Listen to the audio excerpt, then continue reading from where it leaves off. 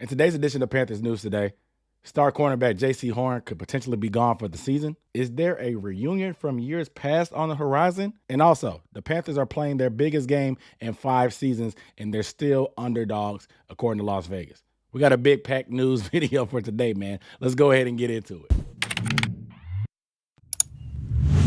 What up, dude? What's going on, everybody? It's Aaron Duncan with the Necessary Bluntness Sports Star, bringing you recap and analysis for the Panthers like this.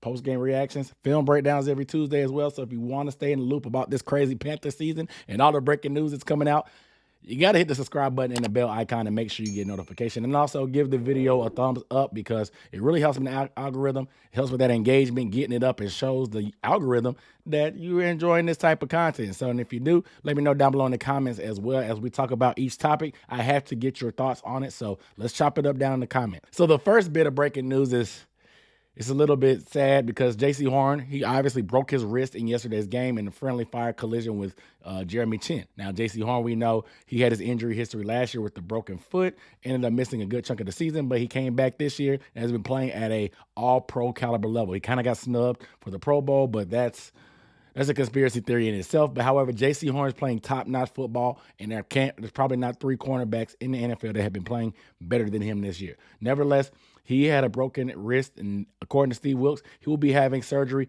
Tuesday in order to repair this. Now, they haven't put out word that he's out for the season or put him on injury reserve. According to Coach Wilks, they want to see what happens after surgery, what happens when the doctors get in there and put things back together and put everything there with the cast as well. We've seen players before play with the club, even as earlier this year as Miles Hartsfield, our nickelback, playing with the club on his hand for a broken hand or wrist. It's really a pain tolerance thing, and playing corner, especially the way JC plays, he's a very physical, grabby corner that likes to get his hands on guys and get physical. So not having one hand can probably hamper him. And obviously it's difficult to catch passes when you're doing that, but there's a lot on the line for the Carolina Panthers. And like I said, this is probably the biggest game for the Panthers within the last 5 years, probably since the playoff game, wild card against the Saints. So if Jaycee Horn can go, he'll try to thug it out. I know we all remember Thomas Davis breaking that arm and coming back for the Super Bowl anyway and still playing. Could it be another one of those situations? We shall see. You guys let me know down below in the comments. How do you feel about JC being out? Do you think he should try to force his way through it and play with the broken wrist with a club on? Do you think the Panthers are shot without him? Let me know down below. But the next topic is in response to that move because reports have come out that Josh Norman has been brought in for a workout with the Carolina Panthers, and if all goes well, they are expected to sign Josh Norman. This is crazy. This is a reunion from years past that we've seen. Last year, it was Cam Newton. This year is Josh Norman. Josh Norman has not been a part of this team since, obviously, the 2015 Super Bowl run. He went the back and forth with Dave Gettleman and him getting released, thus resulted in him getting signed by the Washington Redskins at that time. And then he floated around to the Bills and has recently played with the San Francisco 49ers. Now, full perspective, guys. Let's not expect Josh Norman to be the All-Pro Defensive Player of the Year nominee that he was in 2015. He's far away from that. But what he can bring is some juice to this team. He's familiar with Steve Wilks. He's familiar with the past of the keep pounding mantra. He's going to be very infectious when it comes to his personality and his leadership and that dog mentality that a guy like CJ may need or a guy like Keith Taylor may need to boost up their confidence. And I know for a fact Josh Norman wasn't going to pass up an opportunity to go against Julio Jones one more time as Julio looks to probably play receiver for the Bucs this coming Sunday. And let's be 100% clear. I don't think Josh is going to jump out there and start right away, but having that depth, that veteran leadership in the rotation gives us a little bit more of a safety blanket because TJ Carey would have been another guy in the rotation. The previous guy that we signed off the waivers still hasn't shown up from the Bears yet either.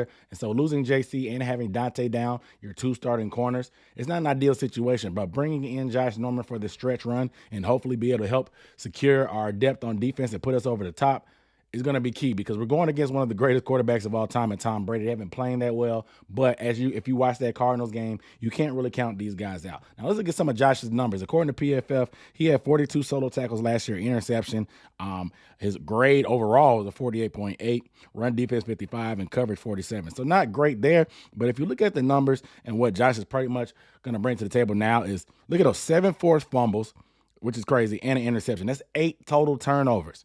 8 total forced turnovers by Josh. And if all he does is teach these guys how to peanut punch, I think that would be worth its weight in gold, because that playmaking ability, that dynamic ability to be able to change the game and get extra possessions for a team that wants to run the ball and control the clock and control possessions, that can be huge. Now, Josh Norman, like I said, he's not going to be able to go out there and lock down guys like he used to, but we may not even need all that. Like I said, I just would like a safety blanket. We talked about it on the post-game live stream that I felt that probably A.J. Bouye or Josh were probably two good pieces. I would have probably taken Bouye just because he's been with us a lot more recent. But having a vet like Josh come in, if he's in shape, I like it, to be honest. I don't hate it at all. And Wilkes knows what he's getting into. Him and Josh have a very good relationship because they work hand in hand. And Wilkes is a part of the reason why the Panthers didn't give up on Josh in that final year that he was here, that he had such a breakout year and set his career pretty much up to get paid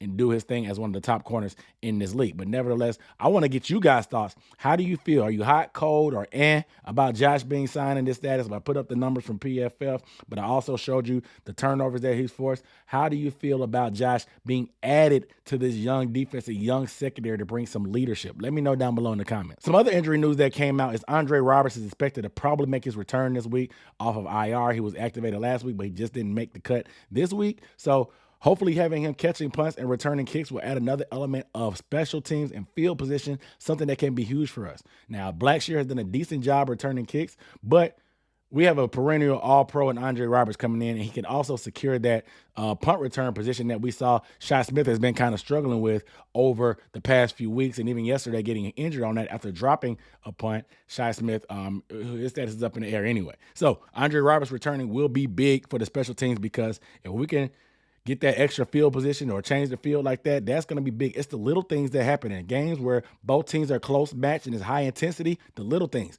turnovers, special teams, field position, not making mistakes. Those are the key things. So adding a guy like Andre Roberts, who is a perennial all-pro kick returner and punt returner, will be big for us. If anything, he is a security guy when it comes to catching punts. That way we don't have to worry about those turnovers that may happen on punt plays like that. So I'm feeling good about Andre being back. I want to get you guys feeling about how you feel about him possibly taking Blackshear and Shi Smith's spot returning kicks. Let me know in the comments. So NFL Week 17 steps up to be one of the most biggest games in Panthers history within the last 5 years, for sure. Definitely since that wild card game we played in 2017 versus the New Orleans Saints. A lot is on the line. The Panthers must win their final two games because the Buccaneers won last night against the Cardinals. Had the Cardinals won, the Panthers could have secured the division next week if they win. So the scenarios are Panthers need to win both games. The Bucs need for them to lose. And then the Saints obviously need to lose one of their two games. And obviously with the Eagles next week and then the Panthers in the final week, everything will work out. The Panthers win. It would have been great to have some help. I don't know what it is, cheating this grind, and I want to get it out the mud mentality is. Hell, if the Cardinals wanted to do us a favor, I would have took it. I mean, we know we're going to have to win against the Bucs regardless. Why not ask for the Cardinals to knock off the Bucs and make it easier on us to go ahead and secure this division? Nevertheless, we're Panthers fans. We can't have anything nice. We always have to struggle. So I'm hoping for the best in this game, but the Vegas opened up the Panthers as 5.5-point underdogs at Tampa Bay next week. Quickly after that game last night, it has been bet all the way down to now the Panthers are only 3-point underdogs. That tells me that the guys in Vegas may know something about the Panthers, and they love them as a 5-point underdog. We'll see what happens with the line movement throughout it, but typically, if you're the home team, Vegas automatically gives you those 3 points. So now that it's down to 3 points, it's kind of saying that it's a pretty much even match. So we'll be excited about what happens. I try not to bet on the Panthers because I don't want to get my feelings hurt and my pockets hurt at the same time because I'm emotionally tied. But I think this is going to be a huge game, man. And it's unfortunate that it's not at home to be able to help them and you let them protect the bank. But it'll be better conditions. The Panthers are going to know what they're going to do. They're going to run the ball and try to play defense. This is a huge game, and I'm so nervous about it already, and we still have a full week pretty much to get there. Besides Jaycee Horn, hopefully everybody else is fairly healthy on the outlook, and we'll preview this game a little bit later this week. I'm thinking about collabing with one of my good friends that is a Bucs creator, so we'll see what happens there. We can really talk about and get in depth on this, but this is one of the bigger games in team history, and I'm excited. I'm scared. I'm nervous. I want to know how you guys feel down below in the comments about this game. This is a huge game for us, and it could be big. It could set things up. Granted, there's still be work to be done after beating the Bucs. We would need the Saints to still lose, but there's work to be done, and the opportunity is there. I never thought we would be here. Actually, I did. I never held out faith. Y'all know me. I put that money down on the Panthers to win the division. I put it down in the beginning of November, I believed, and I'm hoping to cash out this ticket. So you guys let me know down below in the comments. How you feeling? Are you hyped up about this game? Are you excited? Are you scared? Are you nervous? Do you think the NFL is going to cheat us and set Tom Brady up? Let me know how you feel down below in the comments. But without further ado, this has been Panthers News today. I am Aaron Duncan here, and I appreciate you guys watching. Make sure you are subscribed.